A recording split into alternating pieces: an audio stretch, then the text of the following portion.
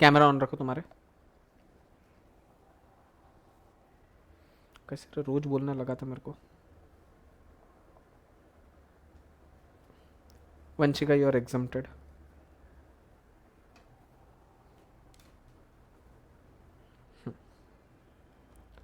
ध्रुव,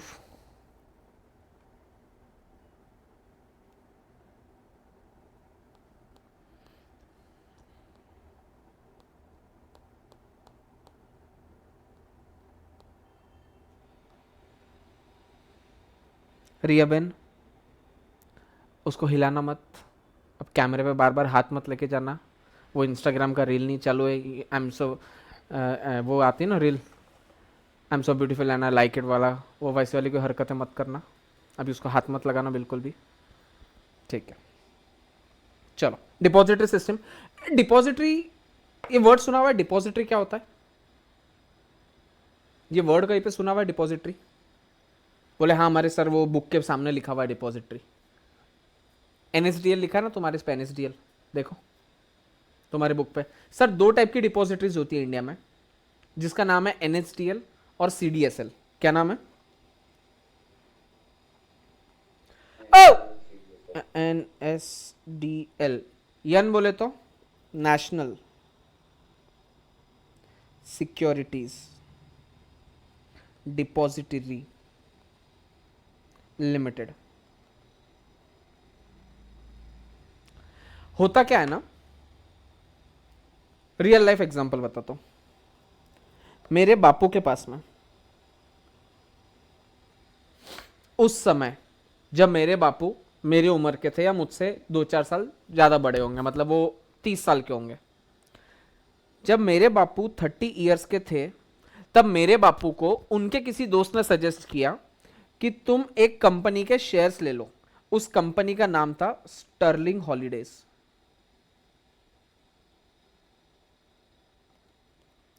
तो मेरे बापू ने अपनी उम्र के 30 साल में एक स्टर्लिंग हॉलीडेज नाम की कंपनी के 1000 शेयर्स खरीदे थे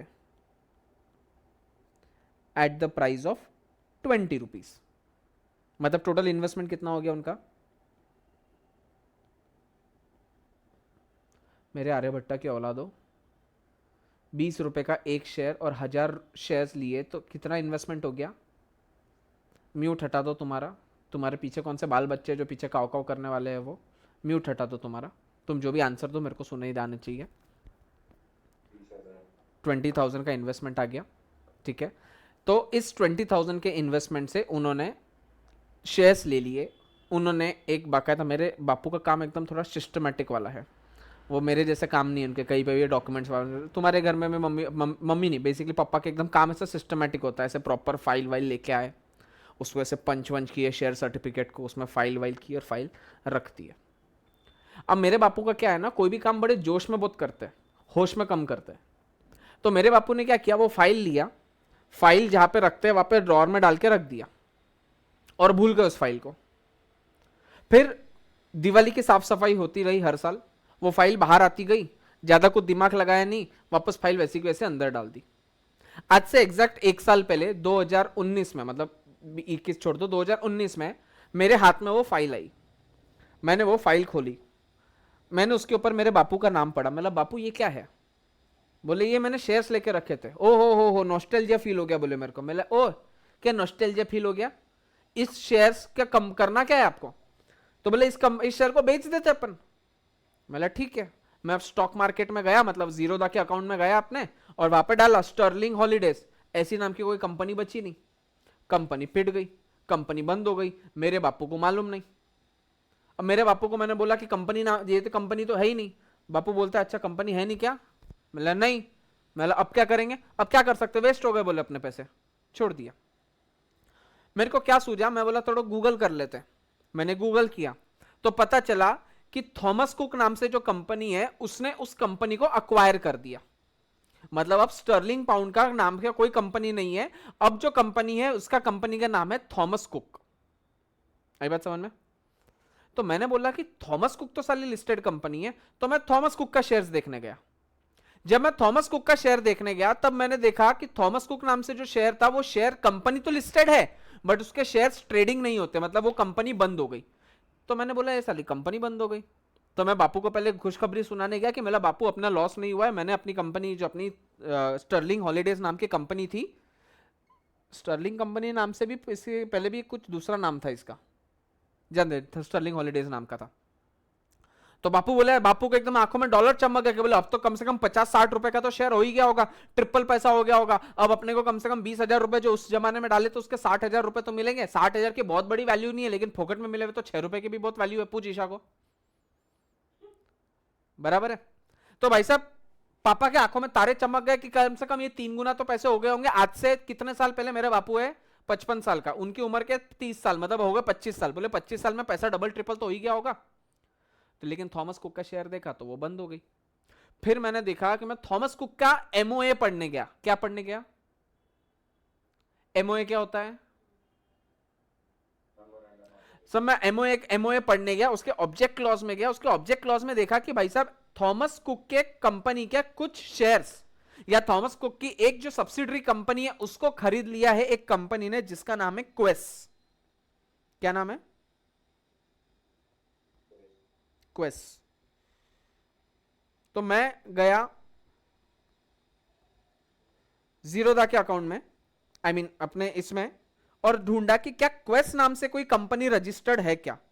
तो मैं सर्च किया क्वेस, तो मैंने पाया कि हाँ सर क्वेस नाम की एक कंपनी है जो रजिस्टर्ड है। तो मैंने उठाया क्वेस नाम की कंपनी को और देखा कि इसका शेयर कितने रुपए का है।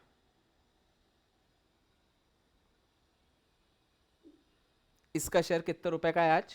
एक शेयर 772 रुपीस का। मेरे पास में ऐसे कितने शेयर्स हैं? 1,000 शेयर्स। तो मतलब इसका वैल्यू कितना हो गया आज? 7,72,000 रुपीज। तो जो बापू के शेयर 20 रुपए से हिसाब से खरीदे हुए थे, आज उस शेयर का वैल्यू 700 रुपए। जो इन्वेस्टमेंट उनकी 20,000 की है वो इन्वेस्टमेंट उनको 7,72,000 रुपए की हो चुकी है। मैं खुशी खुशी बापू के पास में गया, बापू को बोला कि बापू आपने जो 20,000 के शेयर्स डाले थे ना, आज वो शेयर्स की प्राइस जो है ना वो 7,72,000 रुपए हो गई। बापू के आंखों में डॉलर नहीं अब यूरो चमक गए। बोले क्या बात कर रहा है, 7 लाख 7.5 लाख रुपए के शेयर हो गए। मैं हाँ, मैं ज्यादा खुश मत, तो इसको आप बेच नहीं सकते। लेकिन बोले क्यों? मैं भाई साहब अब जो भी शेयर्स होते हैं ना, अगर आपको बेचने होते हैं ना तो वो डीमटेरियलाइज अकाउंट में होने चाहिए, डीमैट अकाउंट्स में होने चाहिए। फिजिकल शेयर्स में आप डीलिंग नहीं कर सकते। तो बोले ऐसा थोड़ी होता है, क्या मैं फिजिकल शेयर्स में, मेरे पास में अगर शेयर्स होते क्या मैं इसको बेच ही नहीं सकता हूं? मैं बोलता हूं नहीं, अगर आपको बेचना है तो अब आपको क्या करना पड़ेगा पता है? आपको इन फिजिकल शेयर्स को डीमैट अकाउंट में कन्वर्ट करवाना पड़ेगा। इसको डीमैट में आपको ट्रांसफर करवाना पड़ेगा और डीमैट से फिर आप उसको शेयर्स को बेच सकते हो।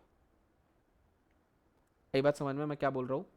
तो सर ये जो डीमैट अकाउंट जो होल्ड करके रखता है, या जो डीमैट अकाउंट का जो अथॉरिटी है, ये कौन सी अथॉरिटी होती है? ये होती है डिपॉजिटरी, जो होती है 2 डिपॉजिटरी, एनएसडीएल और सीडीएसएल। तो सर इंडिया में शेयर्स जो भी डीमैट अकाउंट में होते हैं, तो ये डीमैट अकाउंट के ऊपर रेगुलेटरी कौन रखता है? इसके ऊपर 2 रेगुलेटरीज है, एक है नेशनल सिक्योरिटीज डिपॉजिटरी लिमिटेड और एक है central depository securities limited, NSDL और सीडीएसएल। जो काम क्या करते हैं, इनका काम क्या है कि शेयर्स को फिजिकल फॉर्म में न रखते हुए इसके फॉर्म में, डीमैट फॉर्म में रखने का। तो मेरे पास में आज भी शेयर्स है, मतलब बापू के पास में आज भी शेयर्स है, लेकिन क्या वो बापू उसको बेच सकते हैं? नहीं सर, उसको आपको पहले डीमैट अकाउंट ओपन करो, डीमैट अकाउंट में उसको ट्रांसफर करो और फिर उस डीमैट अकाउंट से आप अपने शेयर्स को बेच सकते हो। आई बात समझ में? और बट ऑफ कोर्स ये बेचने के बाद में मैं बापू को एक फूटी कौड़ी नहीं देने वाला हूँ, क्योंकि बापू के हिसाब से तो उन्होंने नुकसान कर दिया अपना। ये मैं हूँ जिन्होंने पैसा बताया, तो मैंने इनका कुछ कमीशन चार्ज कर लूंगा, जिसका था 7,70,000 रुपये ले लूंगा, बचे हुए 2,000 रुपये बापू को रिटर्न कर दूंगा। ऐसे छोटे धंधे मेरे को आइडिया ये ईशा देती है ये सब काम की, तो मेरे को मत देखो ऐसा। हाँ चलो, introduction. Securities can be held in 2 forms, एक होता है फिजिकल सिक्योरिटी, एक होता है demat security. As of now, आज के दिन में अगर तुमको कोई भी शेयर्स लेना है तो तुम किस में मिलने वाले शेयर्स? डीमैट अकाउंट में। सर आपको फिजिकल शेयर्स मिलते नहीं है। सर कैसे होता है डीमैट शेयर्स में अकाउंट?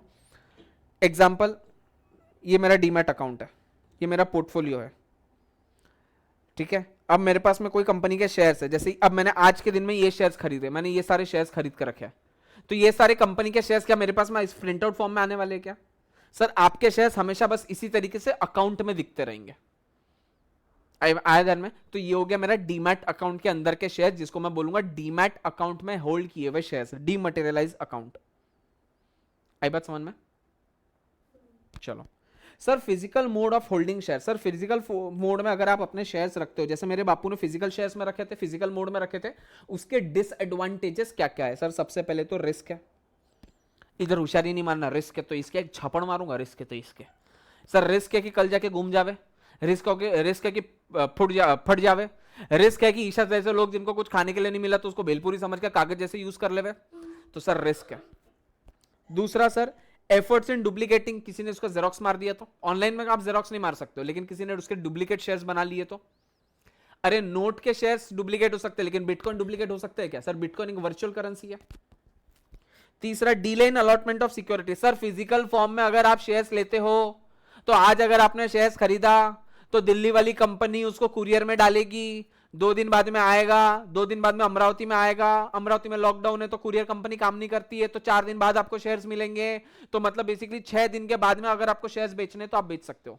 जबकि ऑनलाइन शेयर्स में क्या, मैं अभी खरीदूंगा 2 मिनट बाद बेच दूंगा, फिर 10 मिनट बाद खरीदूंगा 5 मिनट बाद बेच दूंगा। कितनी मजे लाइफ में। अरे आया नहीं आया समझ में? समझा ना? Okay. Delay in transfer and transmission of security. से ट्रांसफर करना मतलब सर एक इंसान दूसरे इंसान को जब ट्रांसफर करता है तो उसको बोला जाता है ट्रांसफर। तो ट्रांसमिशन किसको बोलते हैं?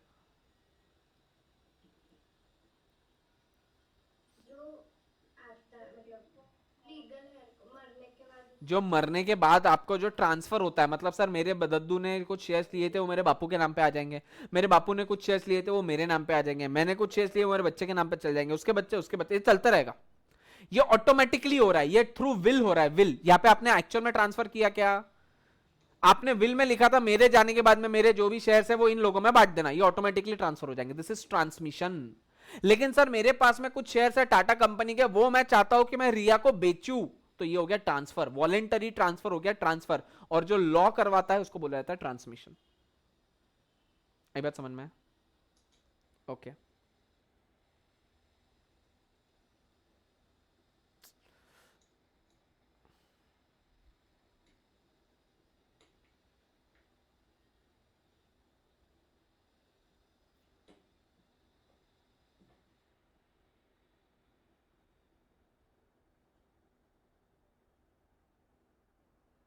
पता नहीं, ठीक है। Risk of bad delivery. Bad delivery मतलब हो सकता है बहुत सी बार क्या होता है कि मैंने 10 शेयर्स मंगवाए थे, मेरे को 8 ही आए, मैंने 1000 शेयर मंगवाए, मेरे को 200 ही आए, 300 ही आए, 800 आए, तो यहाँ पे बैड डिलीवरी भी हो सकती है।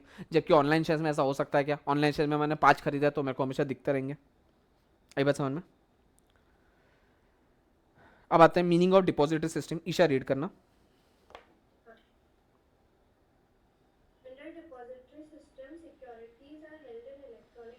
हाँ हमको पता है।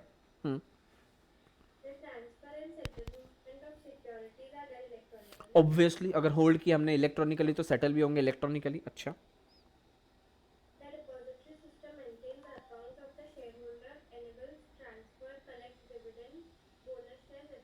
अच्छा ठीक है। ओके अच्छा। स्क्रिप्टलेस, स्क्रिप्ट इसमें आपको फिजिकल शेयर्स कुछ नहीं है इसलिए इसको बोला जाता है स्क्रिप्टलेस system. In India, the depository system was introduced by passing the Depository Act 1996. Under this act, a competitive multi-depository system consisting of 2 depositories, that is NSDL and CDSL, was set up. It will be of the interest to note that the world's first depository was set up in 1947 in Germany. पंचायती करने की जरूरत नहीं है अपने को। Sir depository system और banking system में क्या डिफरेंस है? बोले पागल है क्या? डिपॉजिटरी सिस्टम में शेयर्स होते हैं, बैंकिंग सिस्टम में पैसा होता है। ठीक है सर, डिपॉजिटरी सिस्टम को होल्ड करता है एनएसडीएल सीडीएसएल, बैंकिंग सिस्टम को होल्ड करता है आरबीआई। सर इसमें सिक्योरिटीज होती है यूनिक आईडी पे, इसमें फंड्स होते हैं पैन नंबर पर। अरे हाँ या ना? सर इसमें कोई फिजिकल सिक्योरिटीज हैंडल नहीं होते, लेकिन यहाँ पे नोट फिजिकली हैंडल होते हैं ना। आप एटीएम में जाते हो तो क्या निकलता है, कागज निकलता है, आवाज आती है तो कागज निकलता है ना, पैसा जिसको बोलते हैं हम। यहां पे ट्रांसफर होता है बिटवीन दी अकाउंट्स, यहां पे ट्रांसफर होता है बिटवीन दी अकाउंट्स, यहां पे फंड्स होते हैं ट्रांसफर, और यहां पे सिक्योरिटीज होती है ट्रांसफर। क्योंकि सर ये डील करता है सिक्योरिटीज और ये डील करता है फंड से, हाँ या ना? फटाफट डिपॉजिटरी और बैंकिंग सिस्टम का डिफरेंस पढ़ के दो फास्ट।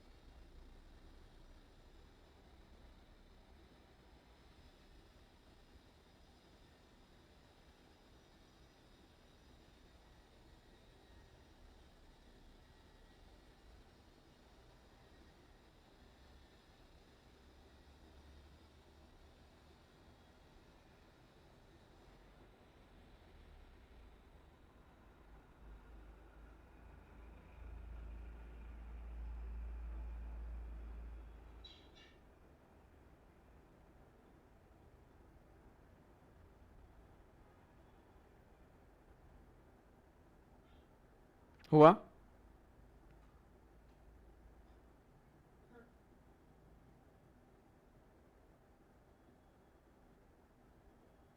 चलो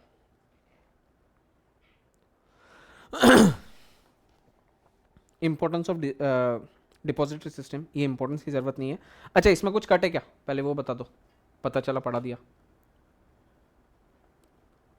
मेरे कट मास्टर हैं?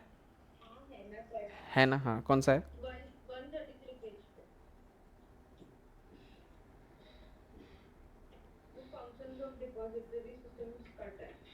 ओके हाँ अच्छा वही है, कोई काम का भी नहीं था तुम्हारे। ओके है ना, ओके मतलब वो उतना में पार्ट एक कट है ना, ठीक है।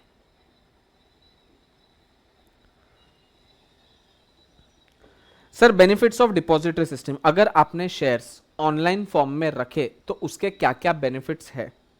सबसे पहले सर आपकी रिस्क कम हो जाती है। दूसरा सर आप में सेफ्टी पूरी आ जाती है, क्यों? क्योंकि आपके शेयर्स आपके अकाउंट में रहेंगे, तो कोई चुरा नहीं सकता। ऑनलाइन शेयर्स कैसे कोई चुरा लेगा? फिजिकल शेयर्स तो चोरी हो सकते हैं लेकिन ऑनलाइन शेयर्स चोरी नहीं होंगे। सर बहुत इजी ट्रांसफर है सर, आपको फॉर्म वॉर्म भरने की जरूरत नहीं, और फॉर्म भी भरना है तो ई फॉर्म भरने की जरूरत है। जो भी अपडेट्स और इंटीमेशन है वो बहुत सिंपल आ जाते हैं, नोटिफिकेशन के फॉर्म में सारे अपडेट्स आपको आ जाते हैं। नहीं तो हमेशा इसके पहले तक कैसा होता था, घर पे लेटर आता था, घर पे लेटर टाइम पे आएगा नहीं आएगा, जब तक आएगा तब तक लेट हो गया। अब सर ऑनलाइन फॉर्म में है, ऑनलाइन में क्या होता है, नोटिफिकेशन आ जाता है, simple. Sir security against loan, sir क्या होता है, अगर आपको लोन लेना है तो आपको ज्यादा झंझटमारी करने की जरूरत नहीं, आपको अपने अकाउंट और आईडी पासवर्ड देके अपना जो भी शेयर्स अपने डीमैट अकाउंट में है उसको आप गिरवी रख सकते हो बैंक के साथ में। पहले कैसे होता था कि सर वो अब मेरे पास में कुछ शेयर्स है, अब वो शेयर्स पड़े हैं मेरे दिल्ली वाले ऑफिस में, मेरे को बैंक में से लोन चाहिए तो मेरे को दिल्ली वाले ऑफिस से मेरे शेयर्स बुलाने पड़ते थे, फिर वो फाइल सामने वाले बैंक को ट्रांसफर करनी पड़ती थी और तब जाके बैंक मेरे को लोन देता था। अब मेरे को वो सब करने की जरूरत ही नहीं है, सिंस मेरे शेयर्स ऑनलाइन है, I can access to shares any time anywhere. उसके बाद में sir no concept of lots. Sir पहले ऐसा होता था कि अगर आपको शेयर्स खरीदने हैं ना तो हर कंपनी ने एक लॉट डिसाइड करके रखा था कि आपको मिनिमम 70 शेयर खरीदने पड़ेंगे, आपको मिनिमम 100 शेयर खरीदने पड़ेंगे। मतलब अगर 100 शेयर्स का एक लॉट है तो आप कभी भी 105 शेयर्स नहीं खरीद सकते थे, क्योंकि एक फॉर्म जो आता था उसमें एप्लीकेशन 100 शेयर्स का होता था, तो आपको 100, 200, 300, 400, 500 इसी तरीके से शेयर्स खरीदना पड़ते थे। लेकिन सिंस ऑनलाइन है, मैं चाहूं तो सर सिर्फ एक शेयर भी खरीद सकता हूं, ओनली वन शेयर। तो यहाँ पे अब लॉट वाली सिस्टम खत्म हो गई, इसको बोलते हैं odd lot trading, odd lot trading, ठीक है। इसके बाद में सर नॉमिनेशन फैसिलिटी। सर पहले ऐसा होता था कि नॉमिनेशन के लिए आपको अलग से फॉर्म भरना पड़ता था, अब सिंपल है सर, आप जब अपना अकाउंट बनाओगे तो हर अकाउंट में एक ही नॉमिनी रहेगा, तो जितने भी शेयर्स खरीदोगे वो सारी नॉमिनी के नाम पे ऑटोमेटिकली चढ़ते जाएंगे। और लास्ट है ऑटोमेटिक क्रेडिट। ऑटोमेटिक क्रेडिट का मतलब होता है सर आपके पास में जितने भी शेयर्स है, आपके पास में जितने भी कंपनीज के अलग अलग टाइप के शेयर्स है, उनका जो भी डिविडेंड आएगा वो ऑटोमेटिकली आपके अकाउंट में क्रेडिट होता जाएगा। आपको अलग से कंपनी के लिए अप्लाई करने जाने की जरूरत नहीं है। क्यों? क्योंकि जिसके पास में शेयर्स रहेंगे उसके डीमैट में दिखते रहेंगे, तो कंपनी को भी लोड नहीं है।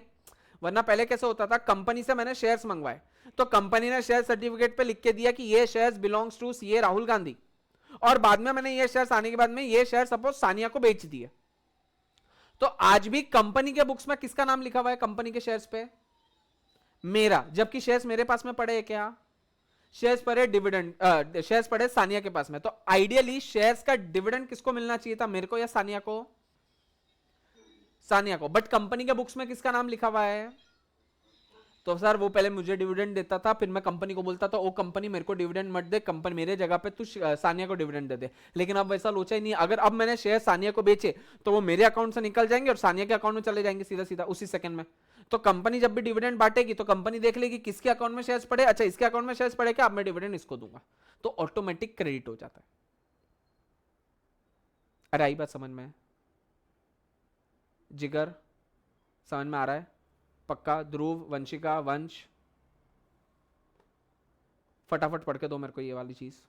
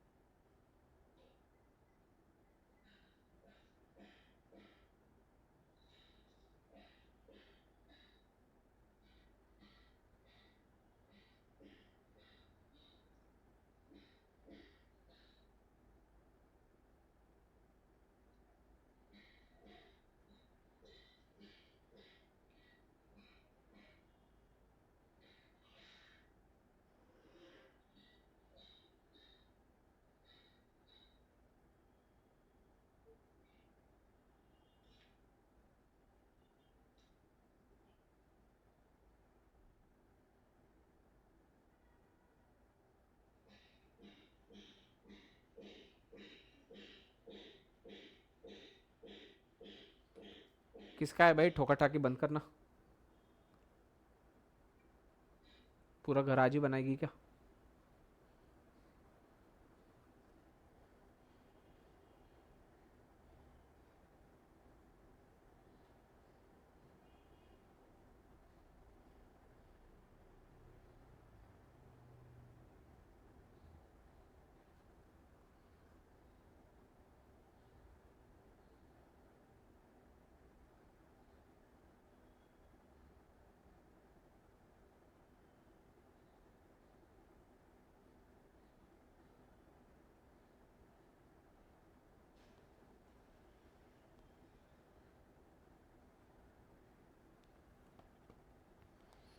चलो हुआ ये यहाँ तक, चलो आगे।